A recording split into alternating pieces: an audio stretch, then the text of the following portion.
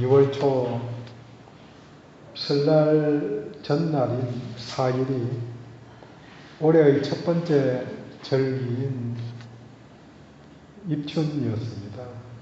그러니까 봄이 온다는 입춘. 옛날에는 입춘 때에 집집마다 대문이나 대들보 또는 천정에 입춘대길 건양다경 이런 말을 크게 써붙였습니다. 봄이 오는 것과 마찬가지로 좋은 일, 경사스러운 일이 많이 있기를 원한다는 의미입니다. 그래서 같은 의미로 대길이, 다경이 이런 이름도 짓는 거죠. 누구나 복 받기를 원합니다. 하지만 복이라고 말할 때에 사람들마다 내가 복 받았다 이렇게 표현하는 기준이 다른 거죠. 어떤 사람들은 돈을 많이 벌면 복 받았다고 생각하고, 어떤 사람들은 자식이 많은 게, 또 어떤 사람들은 많이 배워서 지식이 많은 게 복되다고 생각할 수 있습니다. 거꾸로 생각해 보면은 걱정과 근심이 없는 것이 복된 거다 이렇게 생각해 볼 수도 있습니다. 행복하다고 생각하는 기준이 주관적이기 때문에 평가하는 것이 간단하지만은 않지만 국가별로 여러 가지 방안이 제시되었습니다. 그 중에서 유엔 산하 자문기구인, 말이 좀 어려운데요, 지속가능 발전 해법 네트워크, 거기서는 어떻게 행복하다고 기준을 만들 건가. 그래서 1인당 국내 총생산 GDP, 그 다음 사회적인 지원이 있는가, 기대 수명이 얼마나 되는가, 선택의 자유가 있는가, 또 사회적인 관용이 있는 국가인가, 마지막으로 부패 수준이 어느 정도 되는가, 이런 것들을 토대로 행복지수를 매년 발표를 하는데, 작년에 156나라를 발표를 했는데 핀란드가 1등이었다고 합니다. 우리나라는 57등, 아시아에서는 대만이 26위로 가장 높고, 일본은 우리보다 조금 높은 54위라고 합니다. 삶의 질, 그렇게 판단해 볼 때 중요 요소인 국민소득이 중요하기는 하지만 전부가 아님을 알 수 있습니다. 이것을 보고 덴마크 행복연구소의 메이크 비킹이라는 사람은 핀란드가 1위를 차지한 것은 주목할 만한 일이다. 핀란드 1인당 국민 총생산은 다른 북유럽 국가들보다 낮다. 미국보다는 훨씬 뒤처지지만 핀란드 사람들은 부를 웰빙으로 바꿀 줄 아는 사람이라고. 북유럽인들은 전 세계에서 가장 높은 수준의 세금을 내지만 삶의 질을 위한 투자로 보기 때문에 전반적으로 여론의 지지가 있다고 설명을 합니다. 우리나라 헌법에도 행복 추구권에 대해서 말하고 있습니다. 모든 국민은 인간으로서의 존엄과 가치를 가지며 행복을 추구할 권리를 가진다.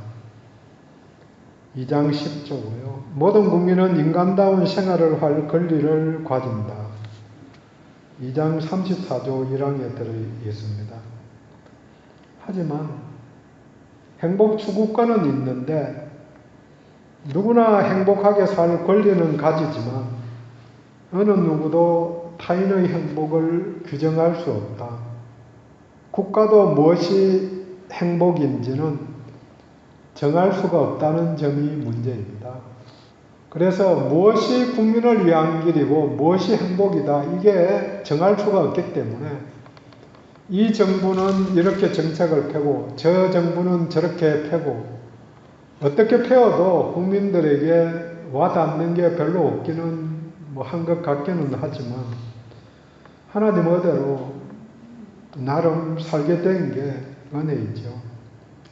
지극히 주관적인 점이 많기 때문에 쉽게 판단할 수 없다 하는 게 인간의 행복입니다. 하지만 믿음 안에서 신앙인들은 이 문제를 해결할 수 있습니다. 삶의 기준이 주어지기 때문입니다. 누가 복을 받을 수 있는 건가? 복받은 자인가? 오늘 함께 찾아갑니다. 오늘 본문은 예레미야서입니다. 예레미야는 기원전 600년경에 활동한 선지자입니다. 그보다 120년 전에 북이스라엘은 이미 멸망을 했고 남은 남쪽의 유다마저 풍전등화 같은 멸망을 얼마 두지 않은 시기에 활동을 했습니다. 기원전 586년에 망했으니까 망하기 얼마 전에 600년경 시작해서 망하고 얼마 뒤까지 활동을 했습니다. 나라가 풍전등화 같은 그 상황 속에서 예레미야도 그 상황 자체를 정확하게 보았기 때문에 하나님이 알려주셨기 때문에 우리가 어떻게 해야 되는지 계속해서 이야기를 하죠.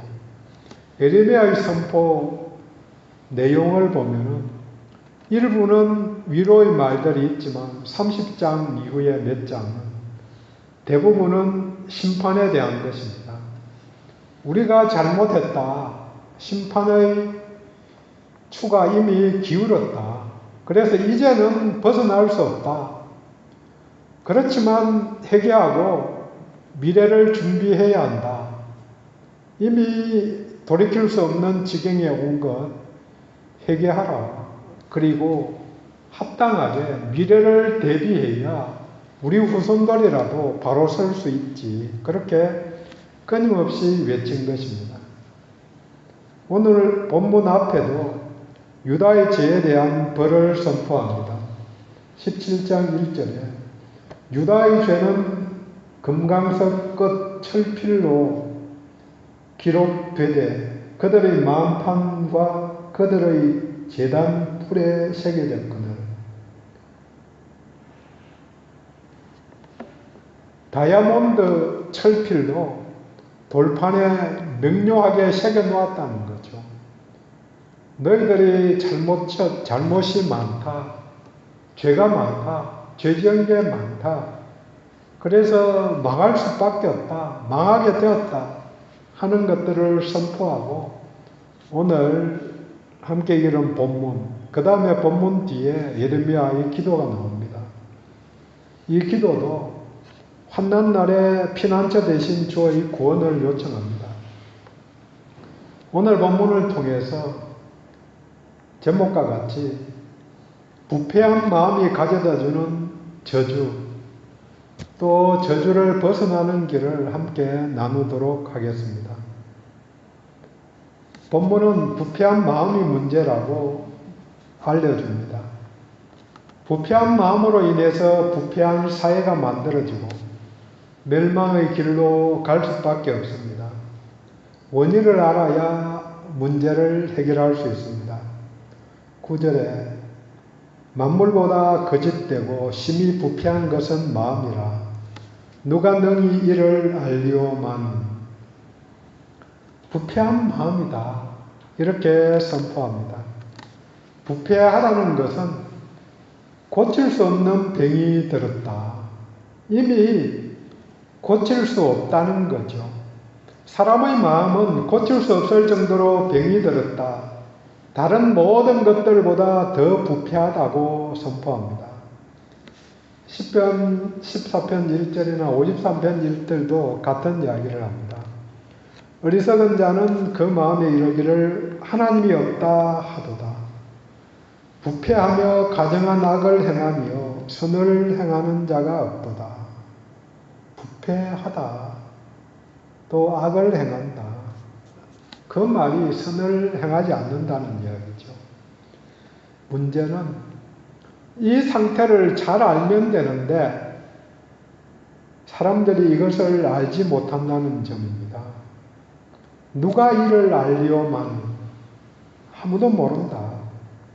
자신들의 상황을 잘 모르니까 당연히 어떻게 해야 될지를 찾지를 않고 하나님을 찾지 않습니다. 죄인인 것을 깨달으면 그 해결을 위해서 하나님 앞에 나오게 됩니다. 마음의 중심이 문제입니다. 그런데 모든 사람들의 마음이 부패해서 부패의 이유는 타락한 것이고 타락한 이유는 죄를 지어서입니다. 그로 말미암아 선을 행하는 자가 하나도 없다고 로마서는 말합니다. 죄를 지어서 죄인이기도 하지만 근원적으로 죄인이어서 죄를 짓는 것입니다. 물론 감옥에 가는 것만이 죄인이 아니고 누구나 욱해서 심지어 죽이고 싶은 마음이 생기고 그래서 실천하는 사람들은 감옥에 가는 거고 실천하지 않고 있는 나는 그냥 있는 거고 살인의 욕망이 일어날 때가 있는 거죠.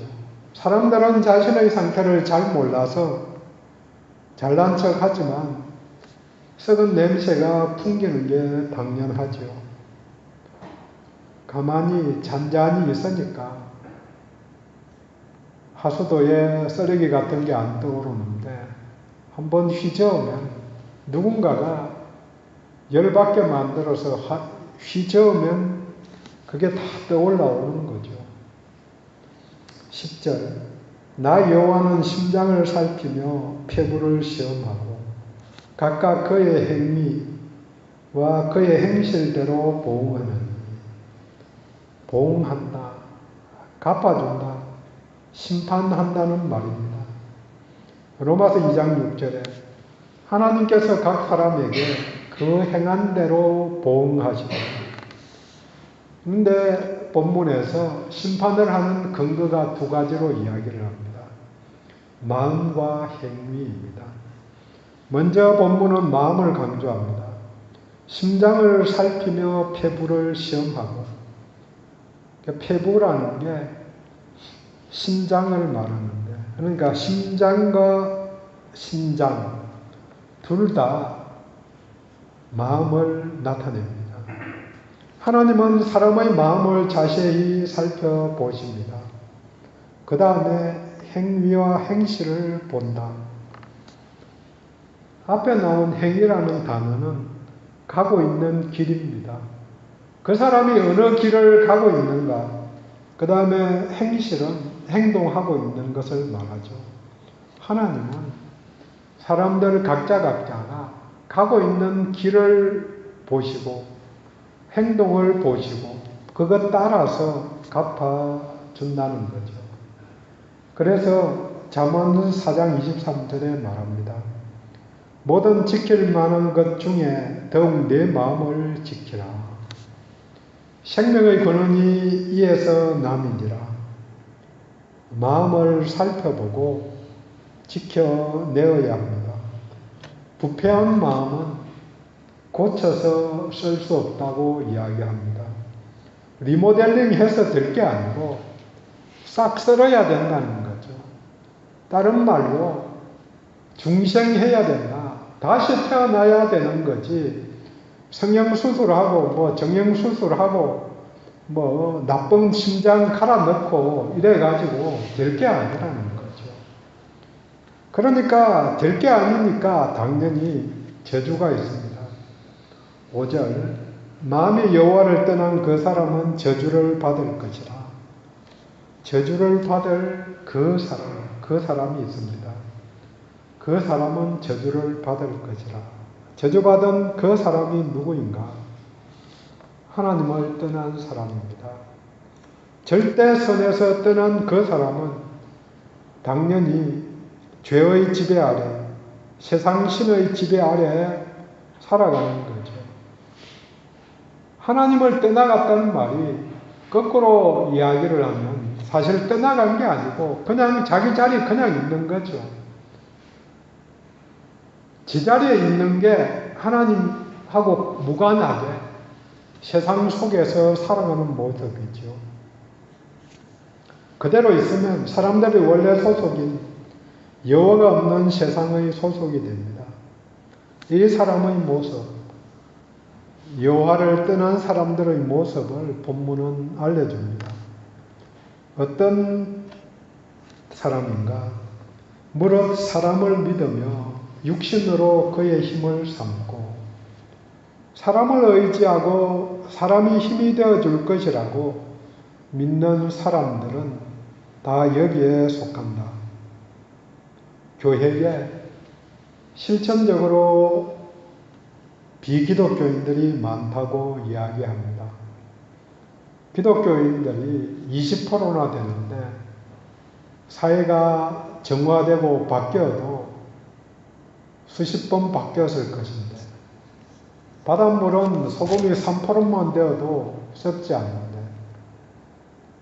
기독교인이 지대로 활약하면 지대로 살아가면 3%만 되어도 썩지 않을 건데 꼭 같이 감옥에 가보면은 20%는 기독교인이고 정치판에는 더 많은 기독교인이 20% 넘을 걸로 생각하는데 있는데도 여전히 그렇고 뭐 그렇다는 거죠.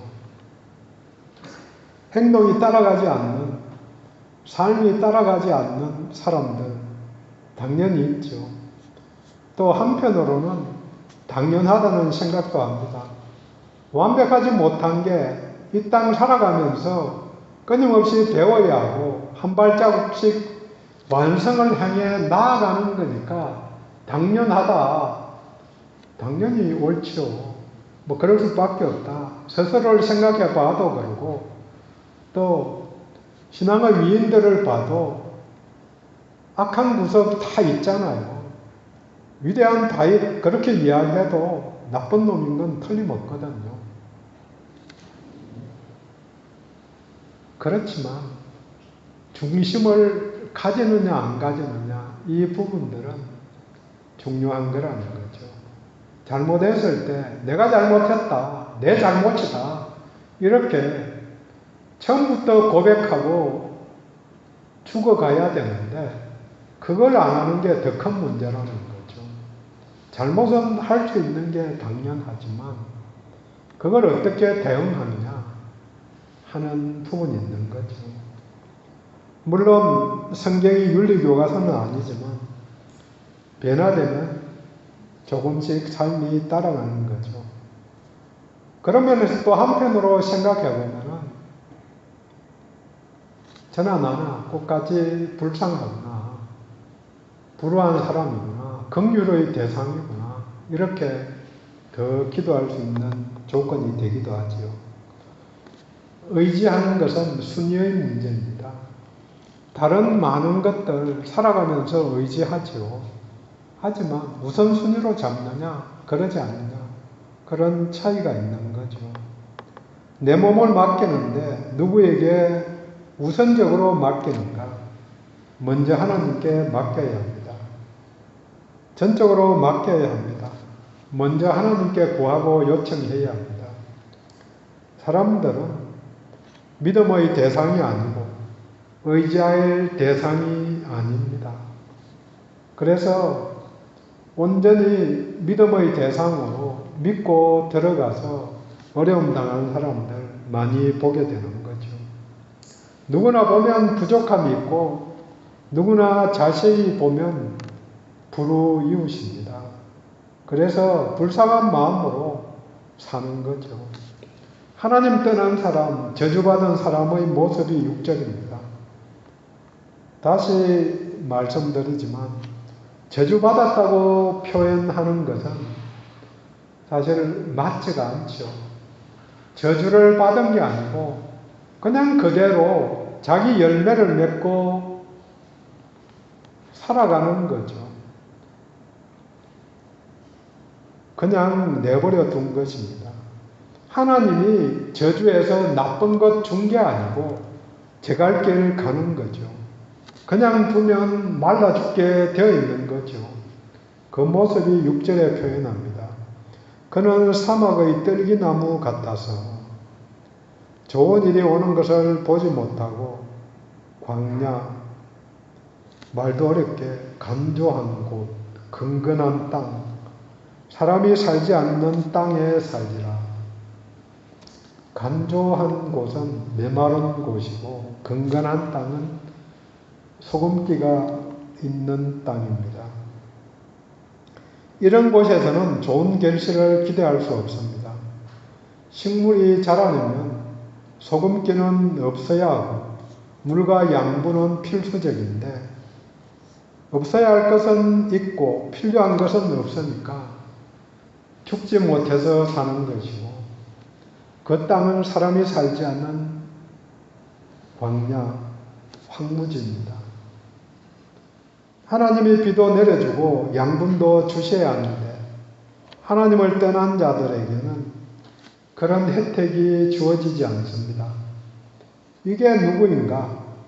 먼저는 유다와 이스라엘입니다. 눈에 보이는 것을 의지하여서 바벨론이 쳐들어온다니까 이웃나라 애굽의 도움을 찾는 인생들입니다.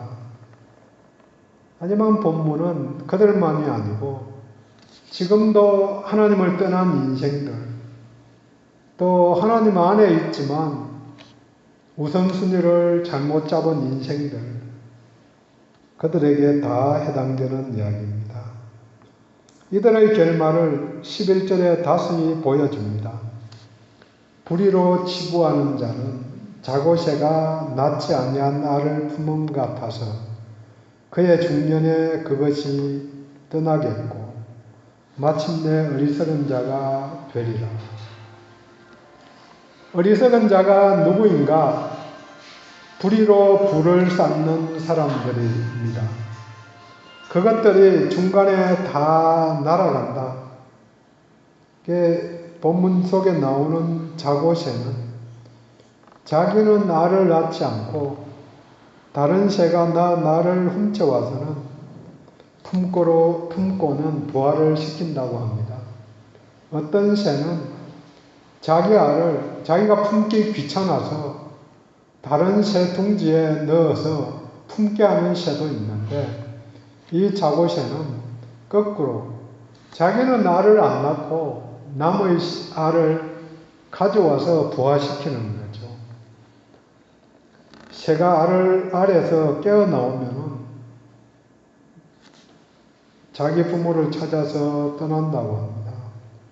열심히 자기 것으로 알고 품고 재산을 늘려가지만 이렇게 저렇게 다 사라지고 남는 게 없게 된다는 이야기입니다.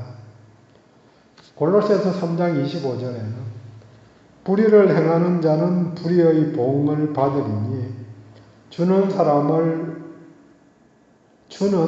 사람을 외모로 취하심이 없느니라.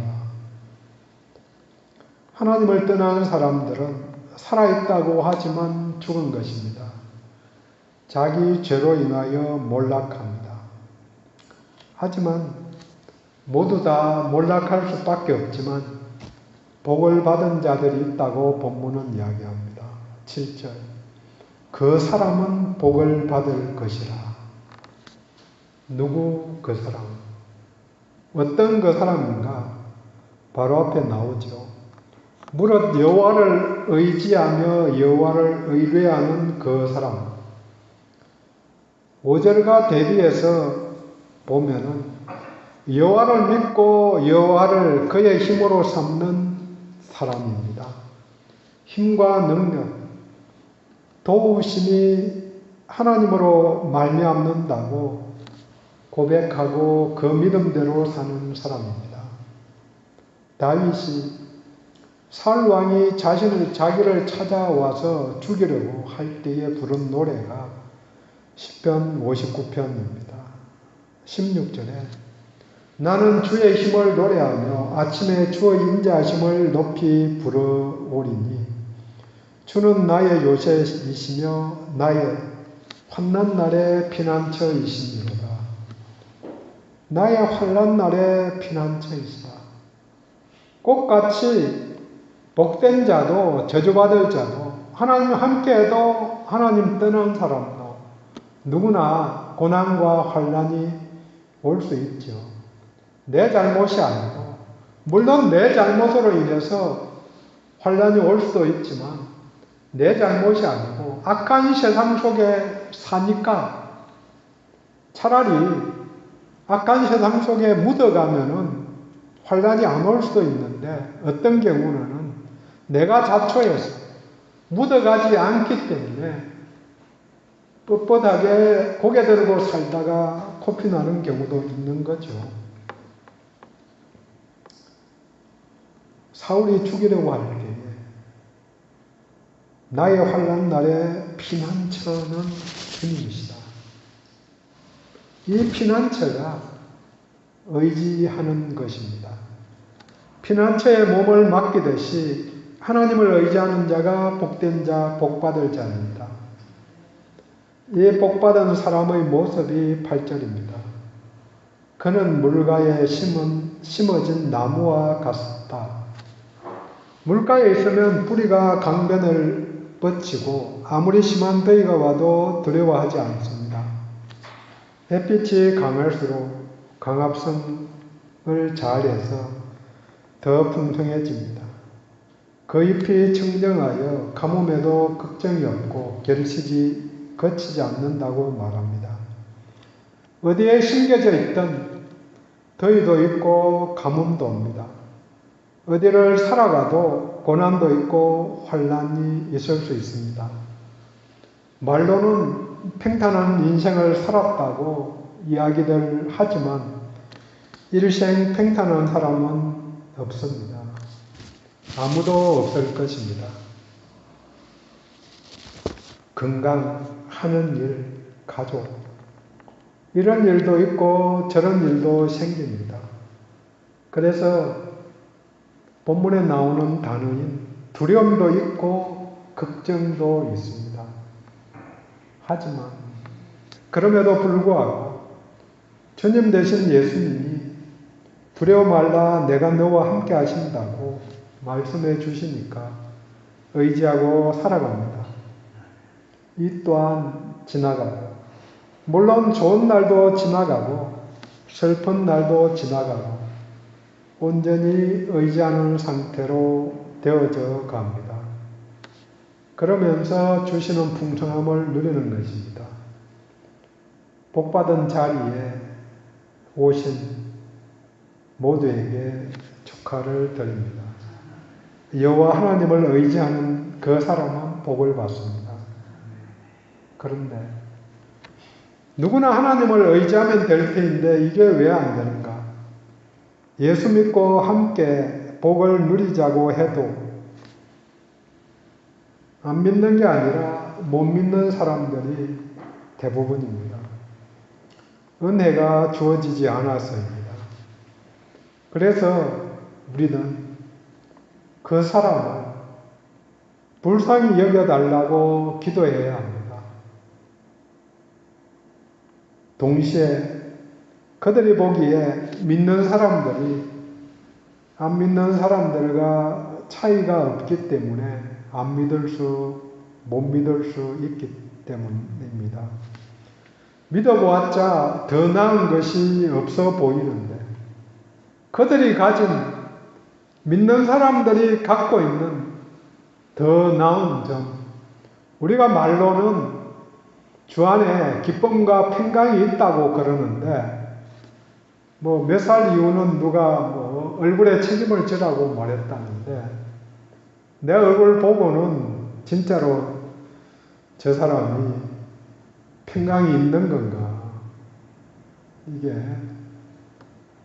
물론 괴로움 속에서 평강이 없는 것 당연할 수 있지만 그럼에도 불구하고 주시는 평안 그로 말미암아 내 얼굴이 어떻게 바뀌어져 가는 건가 이걸 보라는 거죠.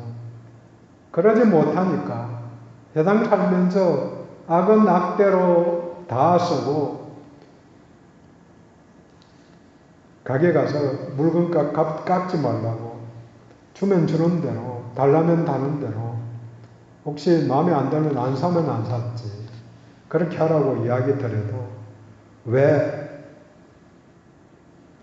내가 믿는 사람인 거 아는데 교회에서 쓸 거라면서 뭘 사면서 그러면은 당연히 교회 다니는 사람인데 또 조금 더 잘 알면 목사라는 거 아는데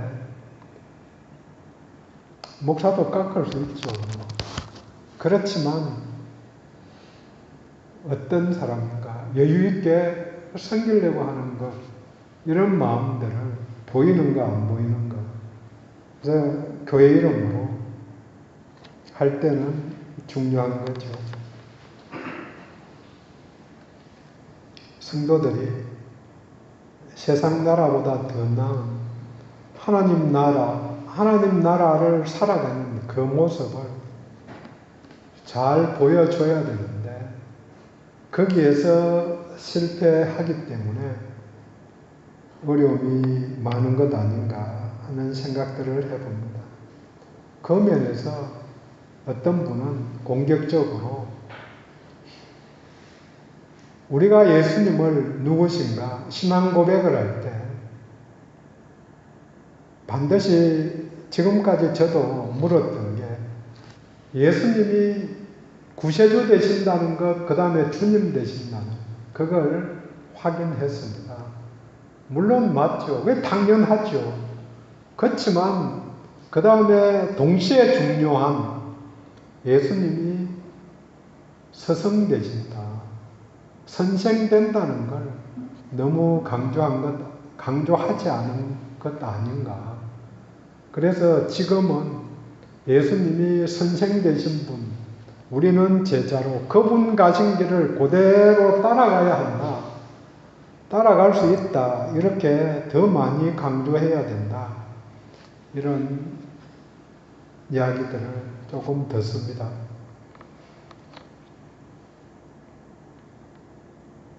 복을 주신 것은 복의 통로가 되라고 주신 것입니다. 어떤 은사를 받았든 어떤 재능을 받았든 그것으로 인해서 세상을 살리는 일을 하라고 하나님이 주신 것입니다. 열매 맺는 인생은 생수의 거름된 4개 붙어있는 뿌리를 내린 사람에게 해당됩니다. 그 열매를 보고 하나님이 기뻐하십니다. 동시에 세상 사람들이 기뻐합니다. 불의를 행하지 않고 선을 행하고 말로 범죄하지 않고 오래 참는 자들을 보면 세상 사람들이 좋아할 것입니다. 그들이 우리를 보지 않는 것 같지만 살펴보고 있습니다. 물론 하나님이 살피시듯이 세밀하게 보지는 않지만 지나가면서도 보고 있습니다. 물론 보기 때문에 잘해야 하는 것은 아니고 마음속에 내면이 충만하니 밖으로 표출되는 것이지만 열매로 말미암아 그 나무를 알 수 있습니다. 정리합니다. 사람들은 원래 부패한 마음입니다. 그 결과로 버려짐을 당한 저주를 받을 수밖에 없습니다. 하나님이 저주하지 않으셔도 하나님 떠난 그 자체가 뿌리 없는 생명 없는 삶이기 때문입니다. 사막의 나무같이 됩니다. 피폐해져 갑니다. 하지만 하나님과 함께하는 자는 복이 있습니다. 우리의 능력으로는 할 수 없지만 근원적으로 변화되어서 새롭게 되어서 가능한 것입니다. 이 변화로 말미암아 예수로 말미암아 또 예수를 주님으로 고백한 사람들은 예수와 동행할 수 있습니다. 풍성한 열매로 세상을 섬기는 모두가 되기를 원합니다. 기도합니다.